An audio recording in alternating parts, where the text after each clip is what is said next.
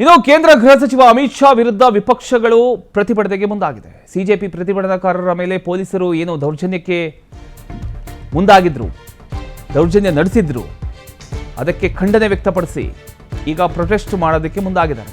ರಾಮ ಮಂದಿರ ದೇಣಿಗೆ ಅಕ್ರಮ ಆರೋಪ ಖಂಡಿಸಿ ಕೂಡ ಪ್ರತಿಭಟನೆ ನಡೀತಾ ಇದೆ. ಗಾಂಧಿ ಪ್ರತಿಮೆಯಿಂದ ಮಕರ ದ್ವಾರದ ತನಕ ಪಾದಯಾತ್ರೆಯನ್ನು ನಡೆಸ್ತಾ ಇದ್ದಾರೆ.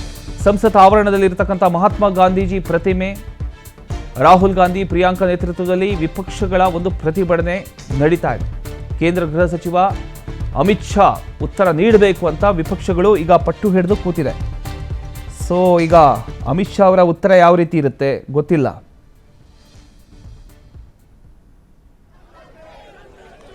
ಎಸ್, ಆ ದೃಶ್ಯದಲ್ಲಿ ಗಮನಿಸ್ತಾ ಇದ್ದೀರಿ.